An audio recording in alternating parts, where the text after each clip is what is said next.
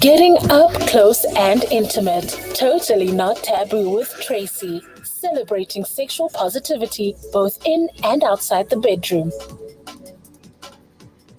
Hi, learner lovers. I'm Tracy. Welcome to Totally Not Taboo at your media, hashtag where you are. This is where we get to talk about anything taboo around sex and sexuality. I'm a social worker in private practice, specializing in intimacy and relationship coaching. For any of you requiring my services, please contact me at totallyme.co.za and all social media handles at totallymetracy, that is Tracy without an E. This week, we are talking to Carl Skuman, who is an intimacy coach as well as a personal trainer, lifestyle nutritionist, and massage and body worker. Carl has portable studios and works in both Johannesburg and Cape Town. He says, I found my way into intimacy coaching holistically through my deep interest in health and wellness. Carl, thank you for joining us today. Today we're going to really be talking about vulnerability and working with it as a man, as an intimacy coach, and in your personal life. And we're going to look at why is vulnerability so taboo. So without any further ado, let's have a chat. Hey, Trace. Thanks for having me. So lekker to see you again. And you. So we're both part of a multidisciplinary team with Intimacy Coach International. And on last week's show, I interviewed Anne-Marie Clulo, best known to us as Annie. And we looked at intimacy coaching and all the taboos around that. We had a great chat. So tell me what made you get involved in this type of work? Well, as you started, for the last 10, 11 years or so, I've been involved in personal training, whether that be for more on the physical side, personal training, fitness training. From there, I got through to nutritional training as well. So all of this was kind of a very physical thing, a very aesthetic thing. And then from there, I just started asking a little bit more questions, a little deeper questions about life, about purpose, about meaning. Why is it that we're here? What is the whole reason for all of this? And then that kind of led me down into more of the, if we can call it spiritual, esoteric, etheric kind of realms. Started doing yoga. The nutrition that I learned previously, which was more of a bodybuilding nutrition, that changed completely to vegetables and broccoli for another 2 years or something like that. And then just with that change, more and more questions started to arise. I asked those initial questions about purpose and meaning, got a few answers, and then that led to more questions and more answers and more questions and more answers. And this went on it has been going on for the last 10 years, until a point where I asked a question. The answer that I got had to do with sex. The question was, if I can put it very, very simply, what is the base? Where does this all start? Whether that be your fear, your insecurities, your anger, all of your emotions, good and bad. Where does this all start? And where does everything start? And I mean, if we have to look at us just as human beings, it starts with sex. That's where it starts. That's how we all came into this world, with sex. And then I went and I looked even further into that. Yeah, it can't just be like men and women having sex to make babies, Sure, it happens in the animal kingdom as well. But I think if we have to break everything down to an even more finite level, scientifically we see particles and atoms interacting with each other. And as this interaction happens, something new is formed. It's a new creation. Sex, something and something coming together and creating something new. So when we talk about sex, for me personally, it's not this animalistic, human bashing of genitals together. It's for me, it's everywhere. it's happening right now with all of everything, just interacting with each other, creating new things over and over and over and over again. So the answer to my question was sex. That firstly raised quite a lot of excitement inside of me. It was like, cool. It's like, now I want to go and learn more about sex. And then that took me about another 3 years or so. Dove into more of the tantric understandings of sexuality. And then 2 years after that, I found Intimacy Coaching International and Annie, as we spoke about. And then from that stage, she personally helped to kind of pull everything together and kind of say that there's a direction in this. There is a direction. It's all over the place as well, but there is some sort of direction that you can take safely. Safely is the biggest thing with this. And I'm going now into my second year of being under the umbrella of Intimacy Coaching International. And that's how I got here, asking questions personally. Okay. So that's quite a long journey, but you are here. Do you feel that your journey as an intimacy coach is still continuing, in the sense that, are you still learning? Are you practicing? Because when we chatted a couple of days ago, you said that you're not quite sure what you're doing at the moment. And just take us through that a little bit in terms of your journey. I can say that my journey as an intimacy coach hasn't even started yet. Okay. I've been learning it now, I guess, for about 5 years or so. And the more I learn, the more I realize that I need a lot more to learn. And I'm going through my own process now at the moment of a little bit more of the deeper work in personal development, if we can just broaden that field. And I guess it's the same idea as anything else. If you want to be a doctor, if you want to be a lawyer, you go to university and you study for 5 to 6 years, 7 years. And I think that it's a very, very similar thing. What we are doing is, when we talk about sex and sexuality, a lot of it is physical. Yeah, sure. A lot of this is mental, and even more of it, all of it, is energetical. There are so many layers to it that we need to understand, and the depth that I want to go down to help people ultimately at the end of the day. It's on a personal level, it's going to take a little bit more dedication, a little bit more reading, and a lot more doing, a lot more experiencing. So I can say I haven't started intimacy coaching yet. I haven't started. Well, you and I have worked together very briefly, and I can just tell you that, excuse me, on a personal level, I find you incredibly, when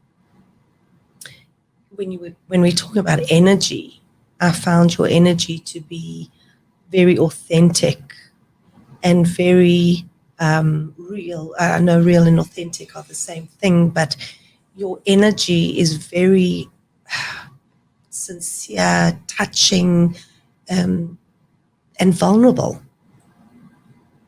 And I suppose that we are here to talk about vulnerability in the work that we do, especially as a man working with women. And I know that you have done body work with Annie as far as your training is concerned.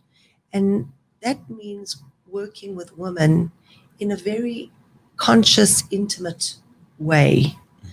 And I just find you to be incredibly mature when it comes to working with women and their bodies in terms of healing, not in a sexual way, even though we may be talking about sexual vulnerability in the healing. How would you explain your maturity at such a young age? Thank you very much. I don't know how to explain that. It's difficult. It is difficult, And it's actually one of the reasons that I've stepped away from it. And now this is now taking us into vulnerability and what it actually is to be vulnerable. I want to do something. We all want to do something. I'm sure we all want to do something positive. Are you able to do that to the best of your ability? Me, at this point in time, for what it is exactly that I'm wanting to do, no, I can't. There's still a lot that I need to do first for myself. Repeat the question for me, if you want. Just about vulnerability, working with women, where you have to. When we worked together, there was a lot of vulnerability. I know from my side, when there was energy between us, it was not even necessarily sexual energy. It was the fact that you were able to be vulnerable to me, and I was able to be vulnerable with you. And it brought out a certain amount of healing within me. And I'm just talking about the energy that you were speaking about, not necessarily sexual energy. So when you are working with women, with men, tell me about that vulnerability that comes through for you.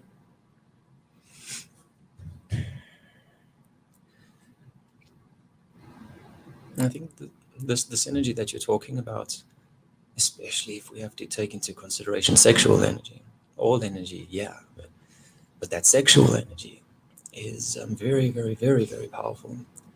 It is what we are. Sorry, that's my belief. We are, at the base of ourselves, sexual beings. And there's many, many times that sexual energy kind of just takes over. It's just innate in you. It's in your genetics. It's what we need to do as humans in order to continue the population. We have to have sex. So there's this constant drive of this specific energy that's consistently pulsing through our bodies. And the vulnerability, I think, firstly just comes in knowing that. If we have to take into consideration a few of the societal pressures, the religious pressures, ideological pressures, a lot of it's got to do with suppressing a lot of the energies, energy being sexual or any other emotion that pops up. You need to hold strong. You need to be in control. You can't break down. There's people that are looking at you. They're looking up to you. They rely on you. No, you have to be strong. You're not allowed to feel. You're not allowed. And I'm guessing that's kind of leading into what I believe vulnerability to be. At least the first step of it is feeling. Sit down. Take out as much of the external factors as you can. And just feel with no judgment. It's the biggest thing, with no judgment. As soon as we place judgments onto this thing that we are feeling, whether it be happiness, aggression, frustration, sexual tension, just let it be. That's the first step, I think, to being vulnerable. And just notice that I've got this stuff inside of me, good or bad. There's something. What I wanted to ask you is vulnerability as a taboo. How do you relate to that? In my practice, what I've realized is that, generally speaking, we imagine that men cannot be vulnerable.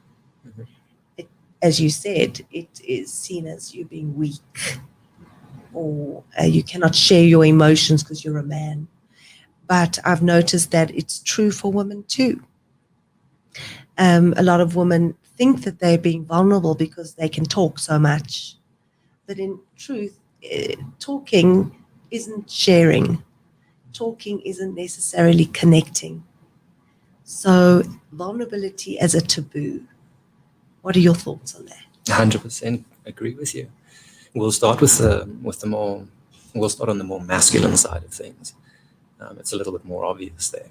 Yeah, maybe just taking the last 50 to 100 years into consideration, the way that society has kind of been. Man goes to work, makes the money. It's a lot of pressure. It's a lot of stress. Not allowed to cry. Hurt yourself, get up, carry on going. You're a man. Come on. And this makes sense. All of this is changing, actually, quite drastically at the moment. If I can take this maybe a little bit more personal, comparing myself to my father, very, very different experience. He had to go through basic training in the army. He had to kill people. That's hectic. Yeah. And there's no time for emotions. Pick your gun up, get up, and carry on going, dude, or you're gonna die. So yeah, up until recently, I think men, you can't be vulnerable. You can't feel your emotions because, yes, as you said, that shows weakness. And if you're weak, you will die. There's no. It's not a really great survival tactic to show that you are scared, to show that you are angry, to show that you are sad. It's not a good survival tactic. But even just with that one thing that's changed in South Africa, I didn't need to go and do basic training. I didn't need to go and do my national service. I wasn't pushed like that. You have to do it. You have to do it. And if you don't, well, no, that's not an option. You have to do it. And I think because of that, one small example, the way that men are changing the way that they feel about themselves and themselves within society is changing drastically. No. So for me, being vulnerable is about really bearing one's heart and soul to one's partner. Big one. And as Brene Brown says, it's about not wearing masks. Because the minute we wear a mask, we're pretending to be something that we're not. And by taking that mask off, we are being our authentic selves. And there has to be a reciprocation in this relationship that if I can show you my heart, body, and soul, and I can remove my armor, then there has to be enough trust in this relationship where you also need to take off your armor. Otherwise, there can be no trust. How can I be really showing you my heart, body, and soul if you're not prepared to do it as well? So it's a big step of faith, a leap of faith, when we're prepared to be vulnerable in a relationship, in ourselves as human beings, the way we connect with other people. And when we're looking at intimacy as connection, not necessarily sexual penetration, as most people get confused about what intimacy is, because intimacy is about connection. Being vulnerable in your being, just being an authentic self, is quite a scary thing to do because you really need to trust. Indeed. Anything you want to comment about that? I think for somebody to be able to be vulnerable enough to love somebody else, that's immense. That's incredible. And I think in order for you to do that, as you said, the way that a relationship will work is for you to completely strip yourself down to who you are, for me to do the same, and then for there to be some sort of acceptance. I see you with all of your flaws and all your cuck. But that's cool. I still love you. Unconditional, right? And I still think that there's one more step that you need to do before that, though. Firstly, you need to figure out who it is that you are. Who is that authentic self? Because, we've gone through our lives, we've gone through our years, and this person's told you this, that happened to you over there. That person told you that thing. And so because of all of this, we start to develop this character, as you said, in order for us to survive and in order for these people to like us, And after doing that for 20, 30, 40, 50 years, just compounding all of these things that keep on creating this character that you've built out of nothing, really. It becomes difficult to break that down, go back to that person that you were the second you were brought into this world. Because at that point, we were all the same. And then literally from 1 second on, depending on how you were brought into this world, you start changing and you start developing your armor in order for you to survive. Exactly. So I think a very, very first step is trying to find that person again, trying to find who that person is. And that takes a long time. It takes a very long time. And I think then once you've perhaps found that piece, you found this is what your puzzle piece looks like. This is what I look like. And now you know, I fit there, I fit there, I fit there. You can kind of make your decisions.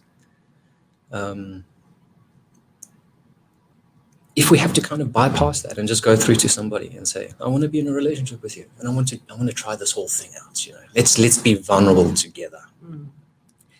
I think that there's a lot of benefit in that as well, because again, I need to come to terms with who I am.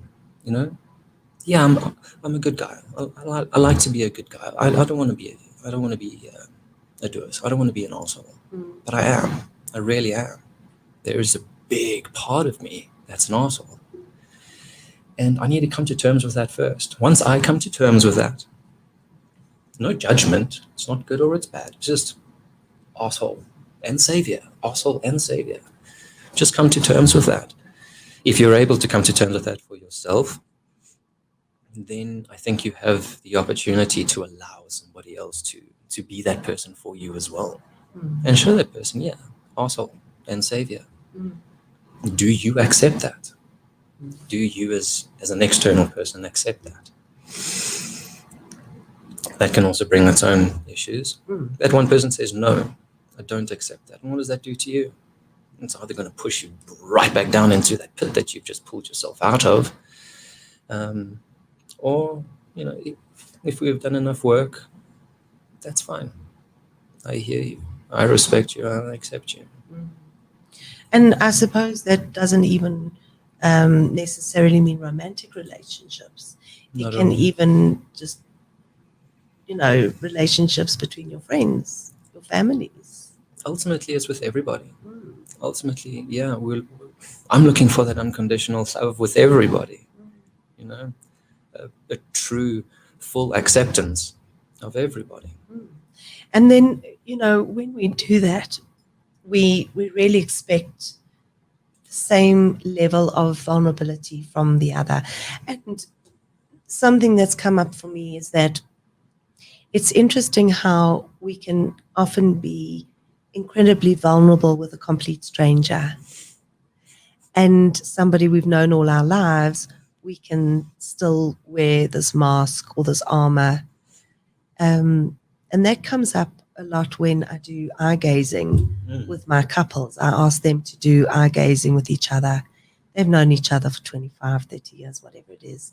And they struggle to be vulnerable with each other. They cannot actually do the task ahead of them. And yet, if you were to ask me to do eye gazing with somebody who I do know or don't know, let's say, it might be easy for me to slip into that with some people, different to other people, depending on the situation and the vibes, the energy that I get with that person. It might be very easy to get into that eye gazing with that person.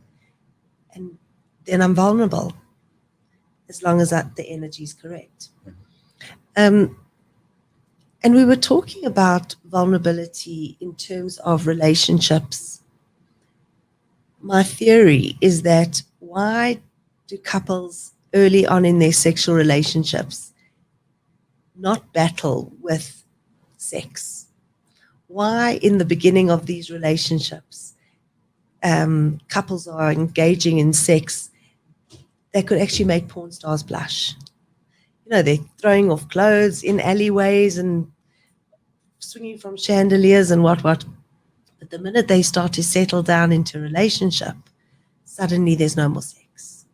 So what happens for me, as I've understood this, is that vulnerability starts to set into that relationship. And what does that mean is that you start to know me, and I start to know you, and I start to see the stretch marks. I start to see, I start to worry about the love handles on me.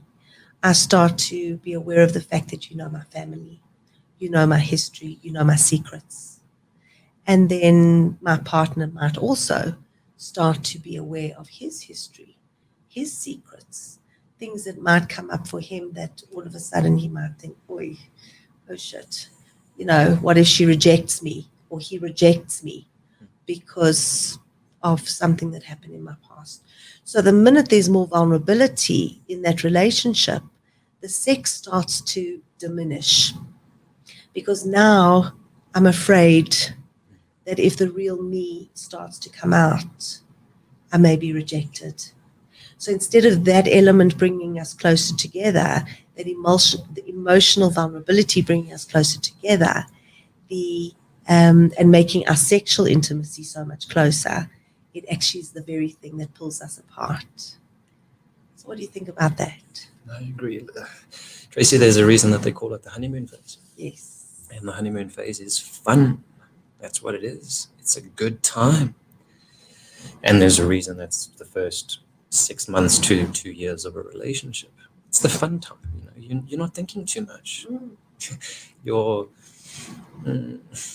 logic, if we want to use that word, is kind of out the window. You're just going with that feeling, which is great. And yeah, you have fun. You have fun for your 6 months to 2 years. I would say, I don't want to put this on anybody, but I would say majority of relationships are not really based on authenticity. They're not based on who are you. I can see you, and I like what you look like, and I like the words that you're saying to me right now. Maybe we should take it back to the bedroom. And you do that, and that's fun. So you do it again and again and again and again and again, without actually knowing who this person really is. Yeah. Do you actually know? Do you actually know who your partner is? Whether it be the last 6 months or the last 30 years in a relationship, do you really, really know that person? And that's scary. But taking into account what else you said is that there's this fear. Maybe you do love this person. Maybe this person is the absolute pure ideal person for you. And they seem to like you because they've been here and they've been sleeping with you for the last 6 months to 2 years. They seem to like you. Or do they like this character that you've kind of built around yourself? Your survival character.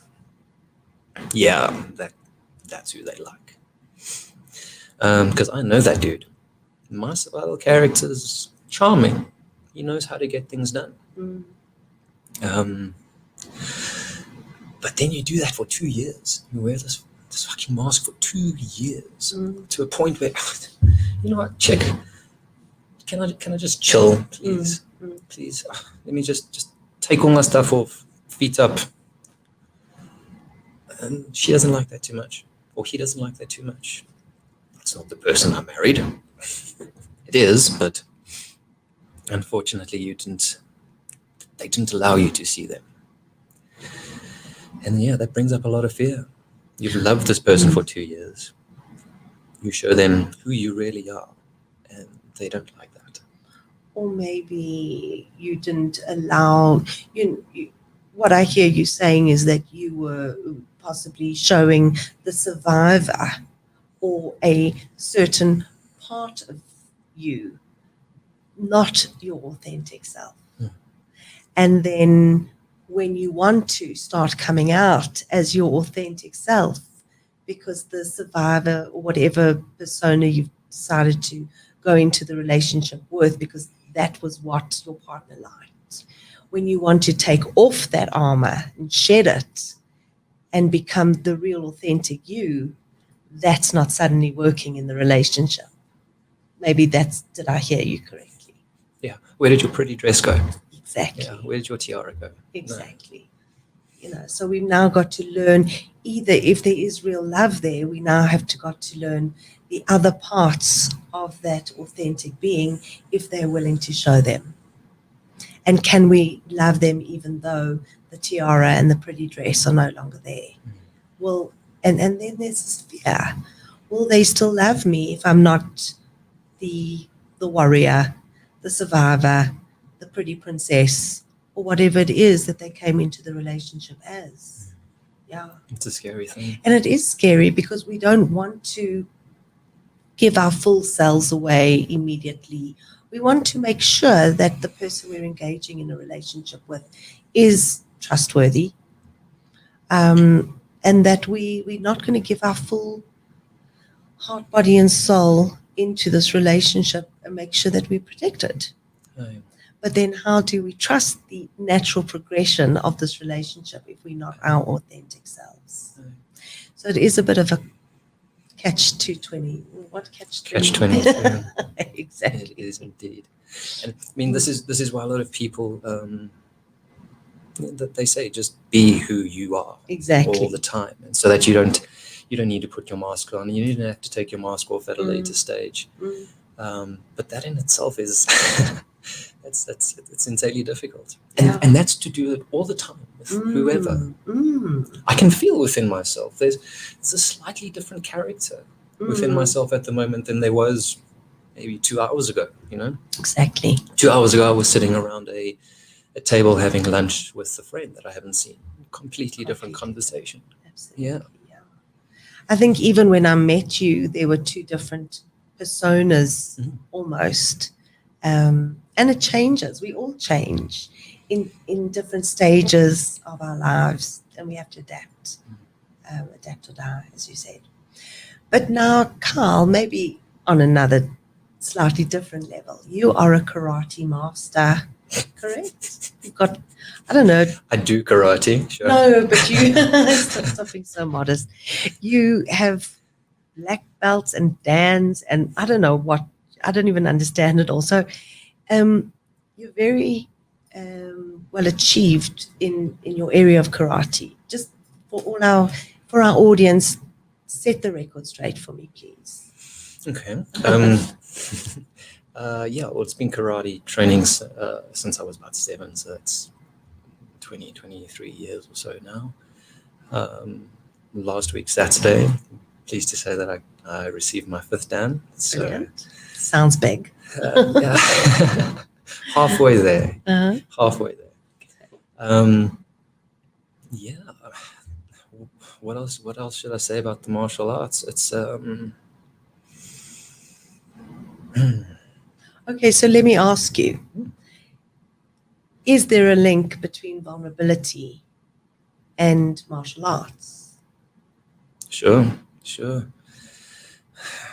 I mean, if we can take a very, very small thing, standing on stage in front of everybody and performing a kata, or having to spar with somebody for points. It's quite nerve-wracking. Uh-huh. But no, besides that, and this is actually something that I found out last weekend as well. It really is a test of who you are. It's a test of who you are. My sensei says karate is it's a self-taught sport. There's no teams. It's you and you alone. It's not even your teacher. It's not the person. It's you and you alone. And it's a place where you can probably a little bit easier break down that character and all those robes that you've been putting on to, possibly, maybe to a point of just you, whoever that is. So, the martial arts has helped me drastically in this. Because, again, no one else really cares. It's just you. Nobody cares about how well you can do your thing. It's just you. Okay, that's interesting. Now, something else has come to mind, something else that I know about you, and that is you're a model. Yeah, part-time, yes. And anybody who can see you now will see why. And I hope I don't embarrass you, but it's the truth. What about that invulnerability? Big. Mm. Big. Rejection is a huge thing. Yeah. And I guess that's maybe how you know that you're getting close to this authentic part of you. If you go in and you get rejected by, we can even just bring this back to sex and relationships. You get rejected by a pretty girl or the handsome guy at the bar, and that kills you. That's hard. Shit, I'm not good enough. Maybe my face isn't pretty enough. My biceps aren't big enough. My bum's not big enough. I don't have enough money. I don't have a car. I'm not good enough. And yeah, that'll just push you right back down into that hole. I think that you're getting a little bit closer if you're able to face rejection and you see it as a redirection rather than rejection.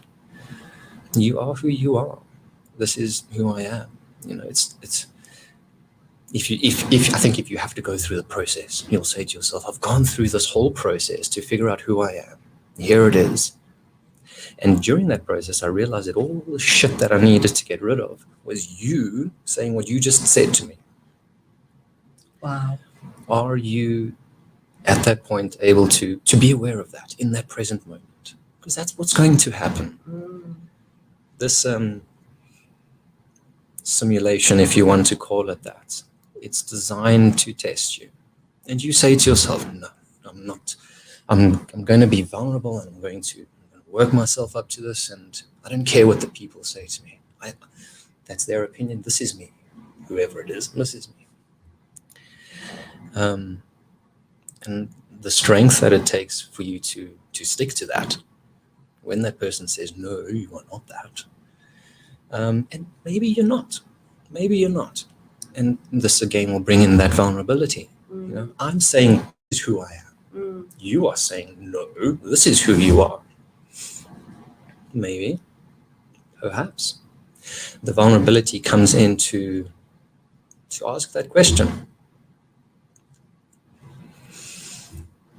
The beginning of this whole journey, a little bit more of a personal experience. The beginning of this journey was you want to be a good person, You want to be a good guy. So you want to help people. You want to educate, and you want to uplift. And you want to be a good person.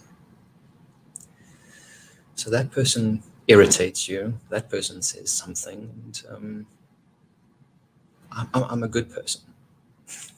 I'm a good person. I'm not going to retaliate. I'm a good guy.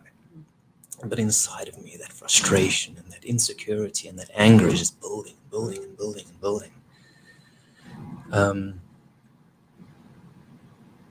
And vulnerability is coming in to realize you are a good guy, dude. Mm-hmm. You're a good person, but you're also a bit of an arsehole. You're also You're not this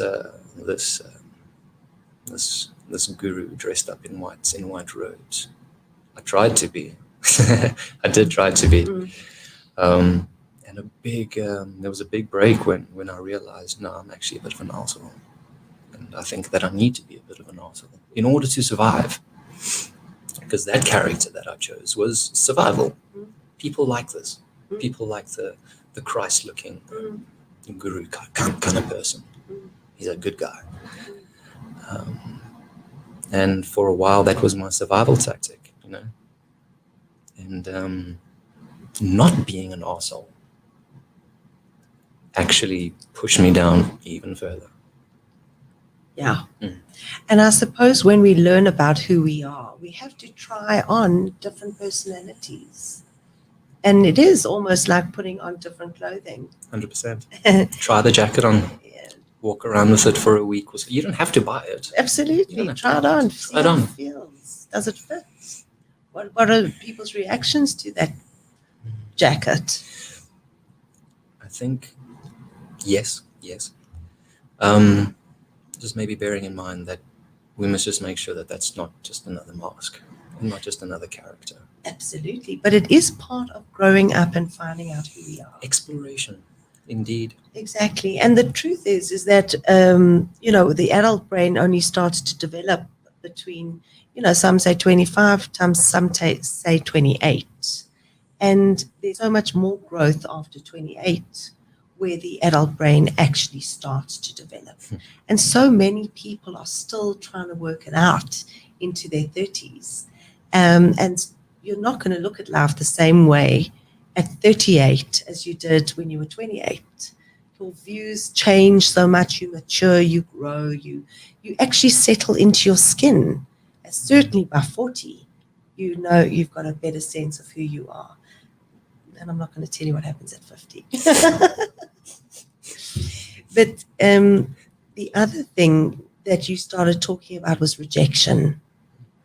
And so much rejection is so much part of the work that I do with couples in terms of men feeling so rejected sexually, and then women feeling so rejected sexually. And the hot topic that I spoke about on one of the radio stations was, why do men feel so rejected sexually? Why do they take it so personally and feel that deep sense of rejection when they are rejected by their partner sexually? And I remember Annie telling me once that women in particular, but since I've done some more research, I can verify this by the research that I've done, is that to be rejected from your tribe means that you are literally being outcast. And for women, in days gone by, many thousands of years ago, well, not so long ago, if a woman was thrown out or rejected from her community, she knew she was not going to survive. The chances of her surviving were nil, because she depended on her tribe or her community so much for survival. She needed the men to hunt and for her food. She needed the woman to support her with her children. And she just really knew that if she was outcast for whatever reason, she would surely die. So that's why as women, we feel intrinsically really afraid of rejection. And reading up further about men and rejection, the same can be true. To reject somebody is to feel completely and utterly abandoned. It also, scientists say that the physical pain that one feels is very closely connected to the brain response. Should I say, when the physical body feels pain, it is the same reaction to the emotional pain. So rejection is huge. It's painful. It hurts in our cellular system. So yes, it makes us feel incredibly more vulnerable and questions our identity in so many ways. So I can only imagine what, you get your validation from how you look. Magazines, every photograph that's taken where you look super gorgeous. And then you get rejected by the way you look too. Yeah. And this is even after, hopefully you've done a little bit of work. Hopefully you've done a little bit of work so that you do find yourself in a situation like that where, well, yeah, we can use the word rejection. And hopefully you've done enough work to be able to step out of that charge. As I said, you make a decision to do something and you are going to test yourself. You can say that the universe is going to test you, God is going to test you. I think you test yourself. I say to myself, I want to be a professional bodybuilder. And it's not going to happen if I just sit here talking to you. You've got to get up and you've got to do something. And that will bring up its challenges. I don't want to go to gym today. I don't want to wake up at 6 o'clock and go to gym. It's raining. No. And the same goes with your vulnerability. You say to yourself, I'm going to start looking at all of these things within inside of me, all these things that I've suppressed, all this shadow stuff, all this chach, and I want to transcend it. And that, in many ways, that's instant. All you need to do is just be aware. All of whoever's listening right now, you can do it right now. Just be aware that you are hurt.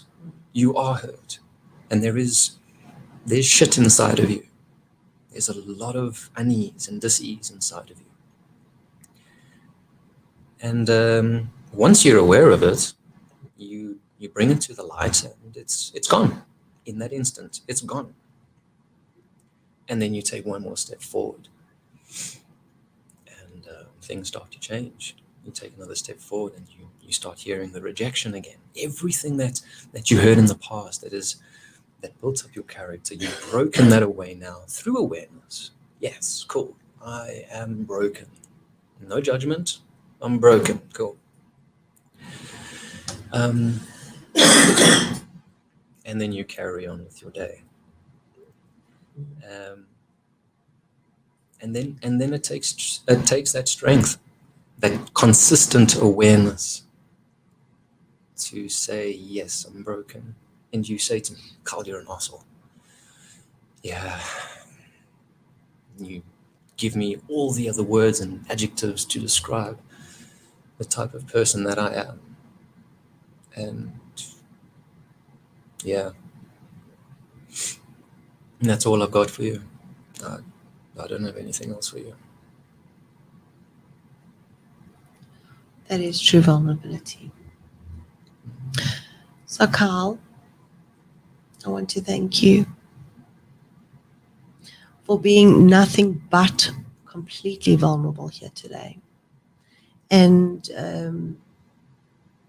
being just so completely authentic in yourself, in your true self. And sure, I just have so much respect for you as a person. I can't actually imagine you being an arsehole. Seriously. And I just wish you so much luck in your journey, finding yourself, if it's as an intimacy coach or whatever it is that you choose to embark on further. But you've really been so completely, utterly vulnerable here, and I've really enjoyed this chat that we've had. And if people do want to get hold of you in terms of inspiration, in terms of becoming their more authentic self, just connecting with you in any possible way, how would they do that? As we said in the beginning of the show, I've kind of stepped away from seeing personal clients at the moment, just so that when I do that, I can do it to the best of my ability. And also, I want to help people with what I'm going through right now. So let me get through that first. Let me write the test. But besides that, this is vulnerability. Vulnerability is talking. Vulnerability is talking. And for people that want to do that, I've got no objection for that. I think it's very important that people start getting together and just expressing. So I have seen a lot of men's groups and men's circles that are coming together. And as I said, vulnerability within man is we're starting to express. We're feeling more comfortable and confident in order to express what it is that we're feeling and thinking. So yeah, besides me, talk. Your friend, your mom, your dad, your brother, your child, talk to them, because they can also feel it. And you as a parent, listen, I'm not a parent, so maybe I'm not the best person to be giving advice for this, but